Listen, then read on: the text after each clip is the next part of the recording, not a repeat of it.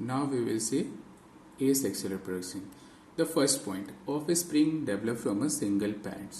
मतलब single parent से offspring develop होते हैं. सिंगल पेरेंट का मतलब क्या हुआ कि आइदर मेल और फीमेल में से कोई भी एक parent. But like human where two parents are involve, one is male and another one is female. In lower plants and lower animal there is no such concept of gender. ठीक है, वहां पे ऐसा कुछ नहीं कि मेल और female का कोई कॉन्सेप्ट है. तो वहां पे कोई भी पेरेंट अपने ऑफस्प्रिंग को प्रोड्यूस कर सकते हैं. ठीक है. Second one is the fusion of gamete absent. देखो वहां पे ना फ्यूजन ऑफ गैमेट कहाँ होता है? सेक्सुअल रिप्रोडक्शन में. ठीक है, जहां सेक्सुअल रिप्रोडक्शन वहां होगा कि मेल अपना एक मेल गैमेट होगा, जैसे ह्यूमन के केस में वो स्पर्म हो सकता है. फीमेल गैमेट प्रोड्यूस करेंगी, वो ओवा हो सकता है. और स्पर्म और ओवा का जब फ्यूजन होगा तो जाइगोट बनेगा, वहां से फर्दर एक बेबी का फॉर्मेशन स्टार्ट होगा. बट यहाँ पे क्या होगा कि fusion of gamete he absent है. मतलब कि यहाँ पे किसी दूसरे गैमेट के साथ इसको फ्यूज करने की जरूरत नहीं है. अपने आप जो सिंगल पेरेंट ने गैमेट प्रोड्यूस किया है वो खुद ही डेवलप हो सकता है. ठीक है, ये यूनिपेरेंटल है. It is a uniparental. Uniparental का मतलब क्या? सिंगल पेरेंट इन्वॉल्व है, इसीलिए यूनिपेरेंटल. नेक्स्ट वन, कहाँ मिलेगा हमको ये सेक्सुअल रिप्रोडक्शन? तो ये हमें मिलेगा यूनिसेलुलर ऑर्गेनिज्म में, जैसे फॉर एग्जांपल बैक्टीरिया, प्रोटोजोआ में. कुछ प्लांट्स में भी मिल सकते हैं, some plants algae and fungi. Okay, और कुछ मल्टी सेलुलर स्पॉन्जेस में भी हमको देखने को मिलता है, that is sponges in hydra. आपको बस एग्जांपल्स थोड़े ध्यान रखने होंगे. एसेक्सुअल रिप्रोडक्शन के यूनिसेलुलर ऑर्गेनिज्म में कहाँ मिलेंगे? बैक्टीरिया और प्रोटोजोआ के अंदर. स्मॉल प्लांट्स में कहाँ मिलेंगे? एल्गे और फंजाई में. और मल्टी सेलुलर अगर कोई पूछे तो उसके आंसर होंगे स्पॉन्जेस एंड हाइड्रा. ठीक है, अब now let discuss the characteristic. आगे एसेक्सुअल रिप्रोडक्शन के क्या क्या कैरेक्टरिस्टिक्स होंगे. ओके, सबसे पहली बात कि only one organism is involve. We have seen it here also कि सिंगल पेरेंट इन्वॉल्व है. तो कैरेक्टरिस्टिक में सबसे पहली बात तो ये होगी कि एसेक्सुअल रिप्रोडक्शन में अपने को टू पेरेंट्स नहीं चाहिए, अपने को सिंगल पेरेंट से ही काम हो जाता है. ठीक है, तो that is no male and female are involve. Okay, now cell division. Cell division कैसा होता है? Mitotic type. Mitotic cell division का मतलब क्या हुआ कि टू इक्वल डॉटर सेल, है ना. दूसरा एक और तरह का सेल डिवीजन होता है जिसको कहते हैं मियोसिस टाइप, है ना, मियोटिक टाइप. तो वहां माइटोटिक टाइप के अंदर दूसरा क्या होगा कि जो भी डिप्लॉयड या हैप्लॉयड कंडीशन है वो मेंटेन रहता है. तो जो क्रोमोसोम नंबर है वो हाफ नहीं होगा, वो सेम रहेगा. जो पेरेंट में था वही ऑफस्प्रिंग में भी रहेगा, यानी कि सेम रहेगा, कांस्टेंट रहेगा, वो चेंज नहीं होगा. ठीक है, तो उसको माइटोटिक कहते हैं. अगर मियोटिक होता तो क्या होता?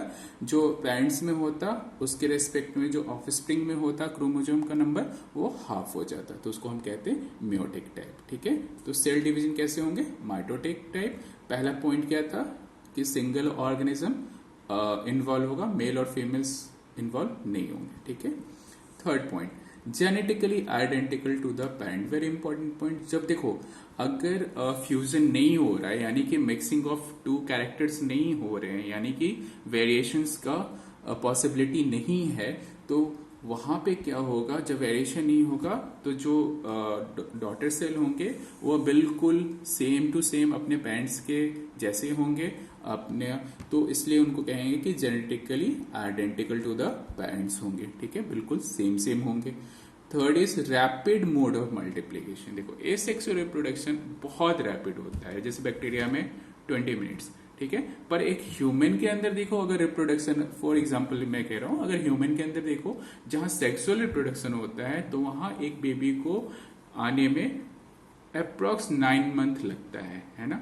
लेकिन अगर ये बैक्टीरिया को देखो तो 20 मिनट्स में उसके नंबर डबल हो जाते हैं.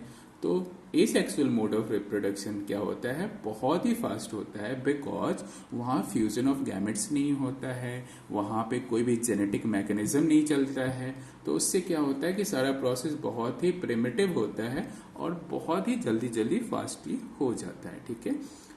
Next point, no gamete gamete male का स्पर्म और फीमेल का ova are form, no gamete are form, ठीक है। एज डिस्कस कि जब लोअर एनिमल है तो वहां पे क्या होता है, जेंडर्स का ऐसा कोई नहीं होता डिस्टिंक्शन, तो वहां पे एक ही मेल भी की तरह एक्ट कर सकता है, फीमेल की तरह एक्ट कर सकता है, तो वहां पे गैमेट नहीं प्रोड्यूस होते हैं।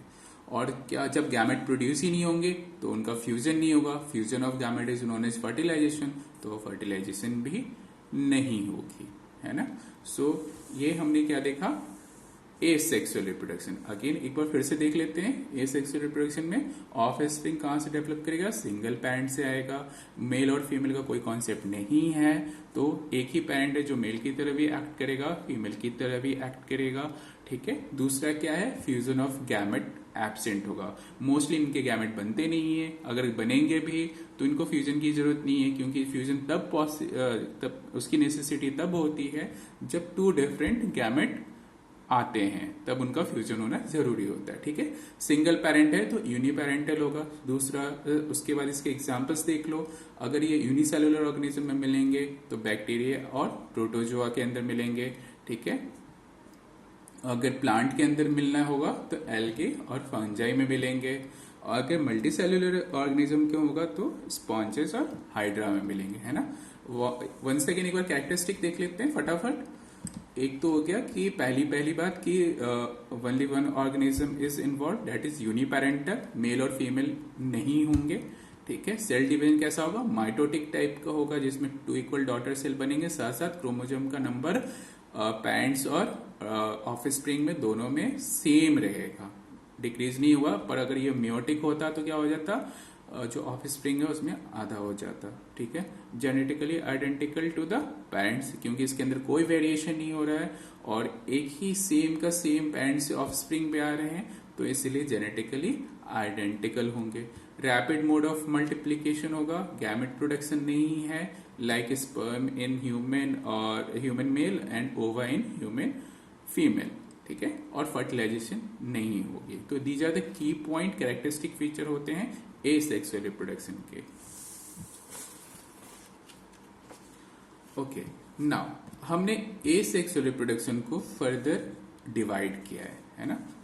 तो उसका एक ये फ्लो चार्ट है, एसेक्सुअल रिप्रोडक्शन के डिफरेंट डिवीजन हमने किए हैं।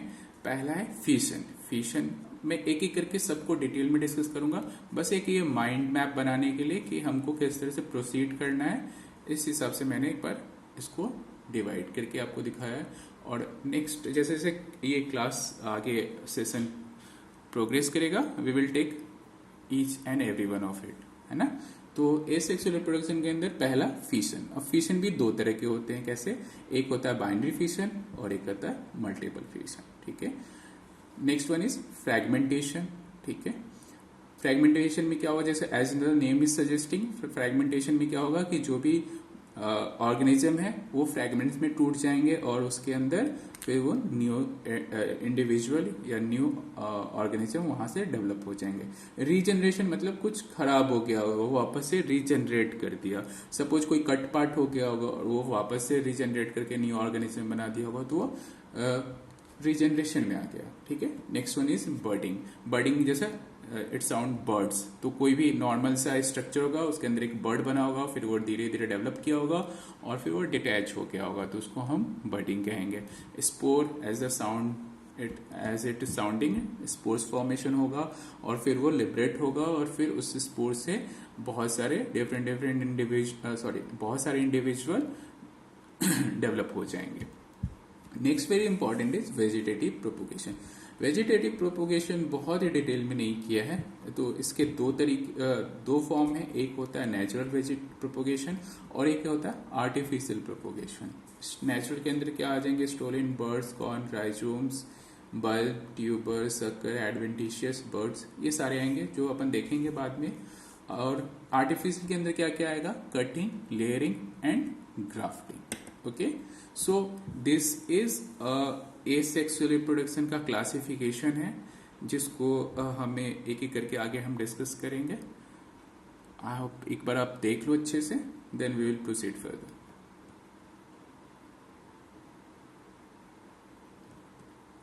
ओके, चलो आई थिंक आपने देख लिया और नोट डाउन कर लिया होगा. Now let's move on each and every topic in it.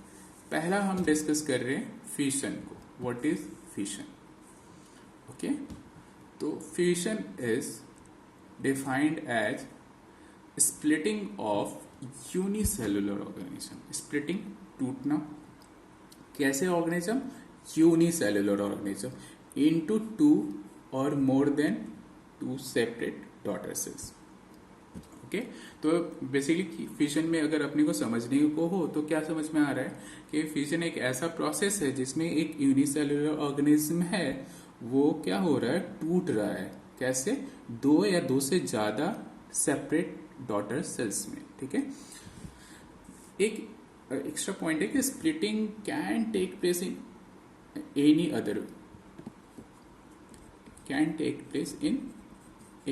Other plane. मतलब अगर ये एक ऑर्गेनिज्म है तो हो सकता है कि स्प्लिटिंग सिर्फ ऐसे ना हो, ऐसे भी हो सकती है, ऐसे भी हो सकती है, ऐसे भी हो सकती है.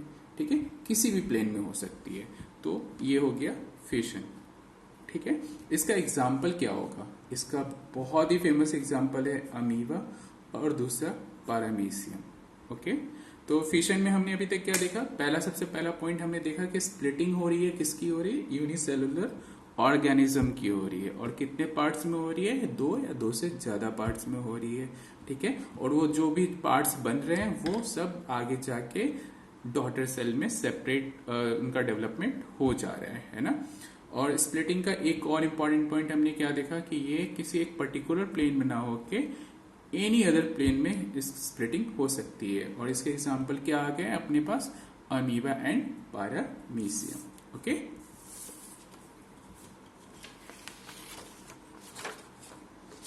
now we will discuss types of binary fission. ठीक है, फिशन तो हमने देखा क्या होता है? स्प्लिटिंग होती है. ठीक है, तो अब देख रहे हैं हम टाइप्स ऑफ. याद है ना, हमने दो देखा था. बाइनरी फिशन के दो टाइप्स थे. फिशन के दो टाइप्स थे, binary fission and multiple fission. तो हमने फिशन डिस्कस कर लिया. Now we will discuss binary fission. उसके बाद फिर मल्टीपल फिशन. तो बाइनरी फिशन के अंदर क्या हम देख रहे हैं? What is binary fission? In which the parent body split into two. Binary का मतलब, बाई मतलब दो, है ना. तो it's split into two nearly of equal size. ठीक है, जो भी डॉटर सेल ब्रेक होंगे वो दो में ब्रेक होंगे और ऑलमोस्ट वो इक्वल साइज के होंगे. ठीक है, और जो प्रोड्यूस करेंगे they will be identical daughter cells. Same type के होंगे क्योंकि एक ही पेरेंट से आ रहे हैं और कोई भी उसमें वेरिएशन नहीं हो रही है, तो इसीलिए सेम होंगे. ठीक है, next one is the in parent cell firstly nuclear divides and then cytoplasm divides. ठीक है, तो जो डिवीजन होता है उस फिशन के अंदर, तो उसके अंदर सबसे पहले क्या होता है? सेल के अंदर हमको पता है क्या होता है? न्यूक्लियस होती है. तो उसके अंदर जो सबसे पहले उस न्यूक्लियस का डिवीजन होता है और उस प्रोसेस को कहते हैं karyokinesis. That is the division of nucleus. एक बार एक सेल के अंदर न्यूक्लियस डिवाइड हो जाए तो उसके बाद कैरियोकाइनेसिस जब हो जाता है तो फिर होगा उसका साइटोप्लाज्म डिवाइड और उसको हम कहेंगे साइटोकाइनेसिस. ओके, तो in parent cell firstly nuclear divides, the process is known as karyokinesis, and then cytoplasm divides and the process is known as cytokinesis. ठीक है, इतना क्लियर हो गया. तो पहले अगर हमसे कोई पूछे कि अगर साइटोकाइनेसिस और कैरियोकाइनेसिस में पहला क्या होता है, तो फर्स्ट होता है कैरियोकाइनेसिस और उसके बाद होती है साइटोकाइनेसिस. पहले क्या होता है? न्यूक्लियर डिवाइड हो जाएगा और उसके बाद क्या होगा? साइटोप्लाज्म डिवाइड होगा, है ना. तो ये हो गया क्लियर. अब आते हैं नीचे थोड़ा सा, ये देखते हैं. Daughter cells are morphologically and genetically same to parents. अभी हमने देखा था ऊपर में कि आइडेंटिकल ट्विंस होंगे या आइडेंटिकल डॉटर सेल्स होंगे. जब आइडेंटिकल कब होंगे? जब वो मॉर्फोलॉजिकली यानी कि दिखने में बिल्कुल अपीयरेंस वाइज सेम हो और उनका जेनेटिक कंस्टिट्यूएंट भी सेम हो. किससे? उनके पेरेंट्स से. तो daughter cells are morphologically and genetically same to parents. Okay, अब जो हमने इतना डिस्कशन किया है उसका ये डायग्राम के थ्रू इलस्ट्रेशन एक बार देख लेते हैं। सपोज एक यूनिसेलुलर सेल है, ठीक है, जिसको हमने पेरेंट सेल बोला है। अब उसके अंदर सबसे पहले क्या होगा, कैरियोकाइनेसिस, यानी कि उसके जो न्यूक्लियस है उसके अंदर डिवीजन होगी, है ना। तो देखो यहाँ एक दिख रहा है, अब ये इसके कंटेंट भरे हैं और ये इसके अंदर डिवीजन होना स्टार्ट हो रहा है, यानी कि कैरियोकाइनेसिस हो रही है। कैरियोकाइनेसिस यहाँ पे हो गई है, तो इसके अंदर का जो साइटोप्लाज्म है अब वो भी स्प्लिट करने के मूड में आ रखा है, देखो, है ना। यहाँ कॉन्स्ट्रिक्शन तैयार हो रहा है, तो आगे जाके ये 2 डॉटर सेल्स बना लिया इसने, ठीक है। तो बाइनरी फ्यूजन का एग्जाम्पल क्या होगा, अमीबा एंड लेशमानिया। लेशमानिया का पूरा नाम होता है, एक स्पीसीज लेशमानिया है, इसका लेशमानिया डोनोवानी करके एक नाम होता है, वो कालाजार कॉज करता है, लेशमानिया डोनोवानी, ठीक है। आई होप क्लियर हो गया होगा बाइनरी फिशन। फिर से एक बार करूं, ओके। तो ये जो बाइनरी फिशन है इसके अंदर क्या होगा, बॉडी स्प्लिट होगी 2 पार्ट में और वो almost same equal height size के होंगे। उसके कारण जो प्रोड्यूस होगा वो 2 आइडेंटिकल डॉटर सेल्स प्रोड्यूस होंगे। जब आइडेंटिकल मैंने बोला डॉटर सेल होंगे तो वो मॉर्फोलॉजिकली एंड जेनेटिकली सिमिलर होंगे टू द पेरेंट्स, ठीक है। पेरेंट सेल में सबसे पहले क्या होगा, न्यूक्लियर डिवीजन होगा, डेट इज कैरियोकाइनेसिस, और फिर साइटोप्लाज्म का डिवीजन होगा, डेट इज साइटोकाइनेसिस, है ना। तो पहले क्या होता है, कैरियोकाइनेसिस, उसके बाद होती है साइटोकाइनेसिस। और एग्जाम्पल क्या होगा, अमीबा, और दूसरा क्या होगा, लिस्मानिया डोनोवानी। ऐसे आप लिस्मानिया भी ध्यान रखो जो कि कालाजार कॉज करता है। आई थिंक हमारा बाइनरी फिशन हो गया अच्छे से। Now move on to multiple fission. As the name suggest, multiple fission में मेनी ऑफ स्प्रिंग, बाइनरी में हमारे को 2 मिल रहे थे ऑफ स्प्रिंग, मल्टीपल में हमें कितना मिल रहा है, मेनी ऑफ स्प्रिंग मिल रहे हैं ना।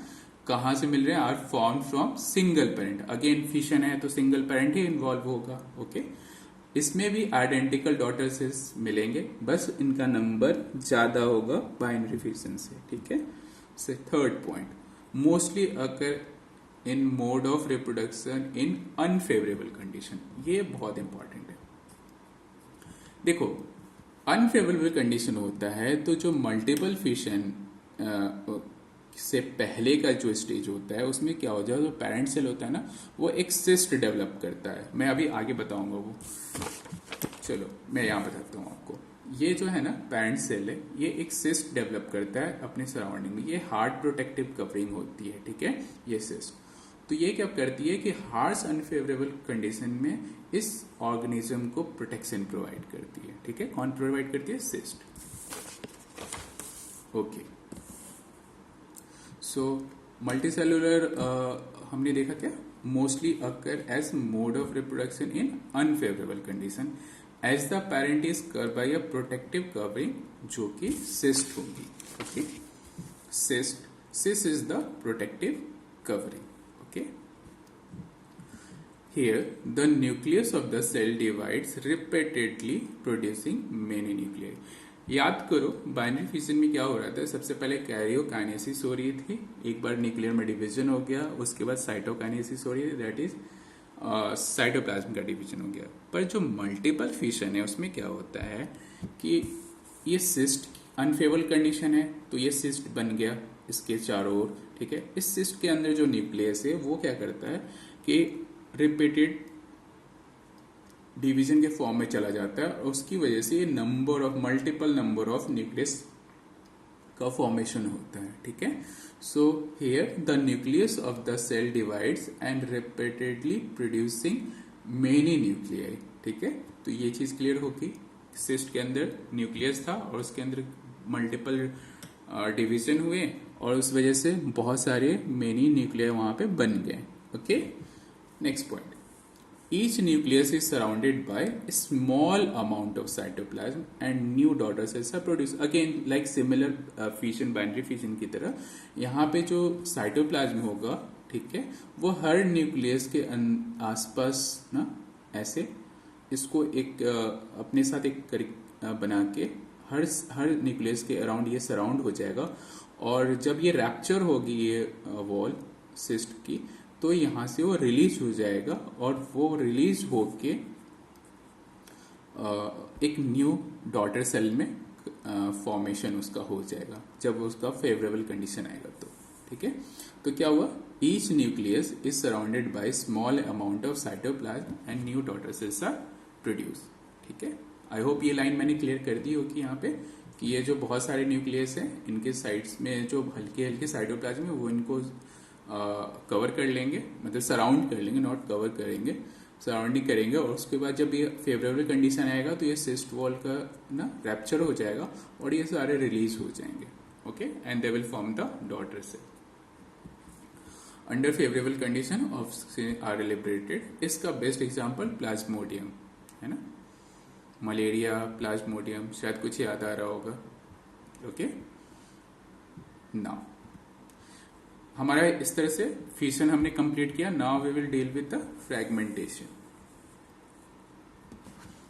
ओके,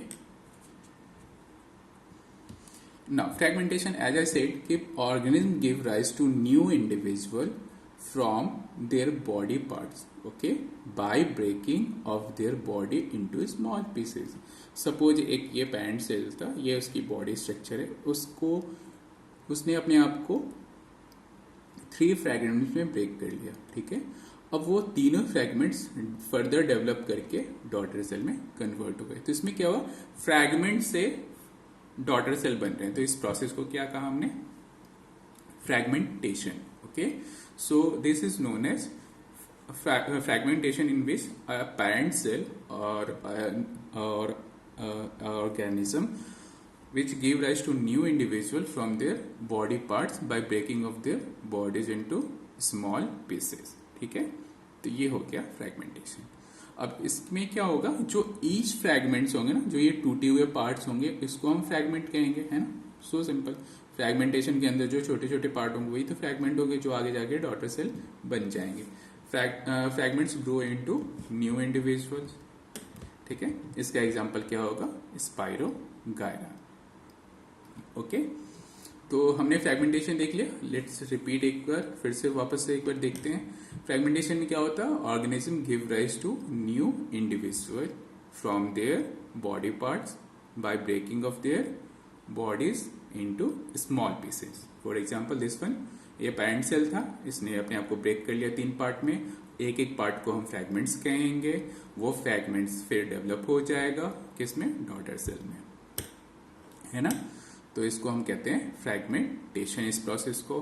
और इसमें फ्रैगमेंट ही ग्रो करके न्यू इंडिविजुअल बनाएगा। इसका एग्जाम्पल क्या होगा, स्पाइरोगायरा। इसके एग्जाम्पल क्या होंगे, स्पाइरोगायरा। ठीक है, तो एक बार इसको देख लो और इसे नोट डाउन कर लेना, है ना।